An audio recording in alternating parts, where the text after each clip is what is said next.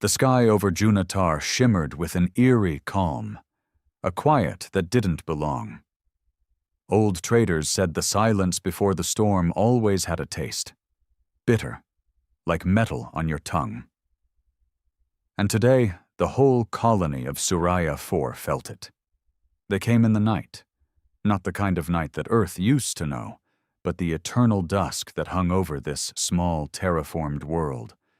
The Trivan Dominion's warships broke through the atmosphere like knives, silver and soulless. No warning, no negotiation, just fire. Children didn't scream. They never got the chance. Homes burst open like crushed cans, lights blinking out one by one. The Trivans weren't interested in resources. They didn't need water, didn't need crops.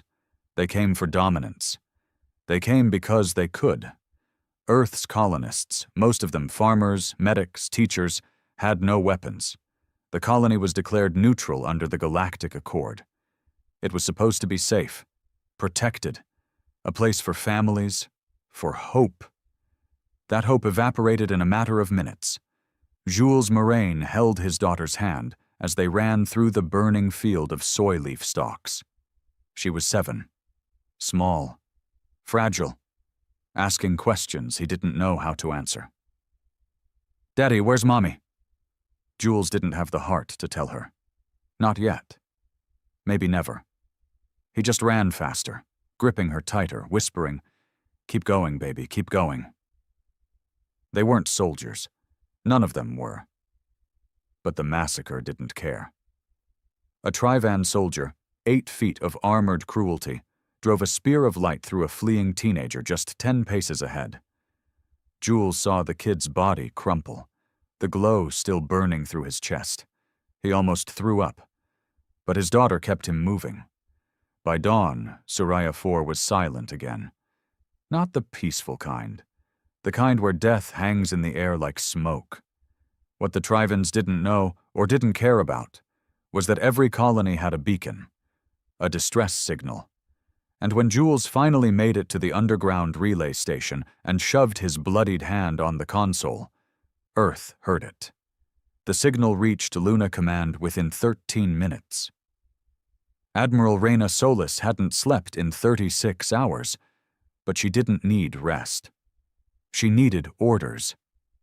And when she saw the footage, children burnt alive, elders executed on their knees, outposts reduced to ash, she didn't ask the Council for permission. She simply said, "Mobilize the 7th Fleet. We burn them." Across Earth's orbit, the silence ended. Massive dreadnoughts began powering up, old warships from the solar conflicts, retrofitted for speed and vengeance. Carriers swarmed with exo-armored infantry units, drones calibrated coordinates. Target, Trivan Dominion forward fleet. Secondary target, every stronghold they dared to build. Earth had been quiet for decades. Peaceful, even. But Earth never forgot how to fight. And when its children were slaughtered, Earth didn't send diplomats. It sent war. Jules sat in the ruins, holding his daughter against his chest. She didn't cry. She couldn't. The trauma had shut her down. His eyes stared up at the hazy sky where the enemy had vanished. He didn't know if help was coming. But it was. And it wasn't bringing mercy. The hangar bay of the UES Hellstorm buzzed with controlled chaos. Massive engines roared in the background as the final dropships were loaded, their bellies filled with exosuits, weapons, and enough firepower to punch a hole through a moon. The 7th Fleet didn't just prepare for war. They embodied it. Captain Arlen Drax tightened the last magnetic seal on his gauntlet and stepped forward, his boots clicking sharply against the deck. He wasn't a man of ceremony, and yet, when he stood at the head of the drop unit, every soldier fell silent. "Listen up," he said, his voice hard and low. "This ain't a clean op. We're not rescuing hostages. We're not playing by any treaties. They targeted civilians, kids, families. They wiped out a farming colony with no defenses. No survivors as far as we know." He paused, letting the weight of it settle on them. They wanted to make a point. We're going to make one back, 10 times louder. He scanned the faces in front of him. Men, women, non-binary, even a few synthetics. A few of them were shaking. Others just looked cold. Ready. Our orders are simple. Drop in. Hit their forward outposts. We don't just cripple them. We erase them. We send one message across every system in this quadrant. You don't touch Earth. You don't touch ours. The roar that followed could have cracked metal. Arlen turned and strode toward his dropship. Behind him, the elite Hellhammer unit followed, fully geared in black-on-black exo-armor, bristling with weapons that weren't even supposed to exist under the current galactic laws. And they didn't care. Halfway through their descent toward Trivan-controlled space, the lights inside the ship dimmed. Brief turbulence shook the cabin. "Brace!" barked the pilot. A few nervous rookies flinched, but Arlen barely moved. He'd been through this dance too many times. But this wasn't just another war zone. This wasn't political. This was personal.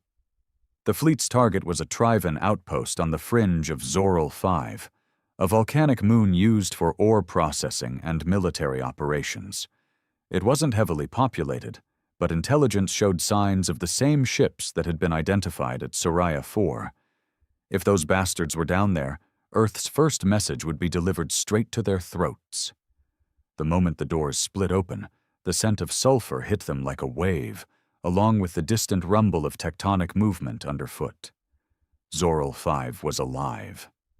The lava rivers pulsed through cracked canyons, steam hissed from fissures in the ground, and in the middle of all that, the Trivan compound. High black towers stretched like thorns out of the rock, guarded by plasma cannons and sentinel drones. None of it mattered. Arlen raised his hand. Go. The unit moved like a single organism, exosuits charging forward, railguns locked, drones deployed. The first explosion landed at the southern gate, sending chunks of alien metal flying in every direction. Screams followed. Panicked, high-pitched, unprepared. The Trivans didn't expect them this fast. Didn't matter. Earth didn't give warning anymore. The first Trivan warrior Arlen encountered came at him with a serrated energy blade, taller and bulkier than any human. But the captain didn't flinch. He dodged low, twisted, and drove a compressed core knife into the alien's ribs. The armor cracked with a hiss, and thick black blood spilled as the thing collapsed, gurgling. "You picked the wrong species to mess with," he muttered. Explosions echoed through the compound. The Hellhammer unit was relentless, clearing room by room, showing no mercy. Arlen saw a few Trivans attempt surrender, arms raised, weapons dropped. They were ignored. Soraya 4 burned in every soldier's memory. The images, the bodies, the children. This wasn't a war anymore. This was a reckoning. By the time the sun dipped below Zoral's crust and the last cannon silenced, the Trivan compound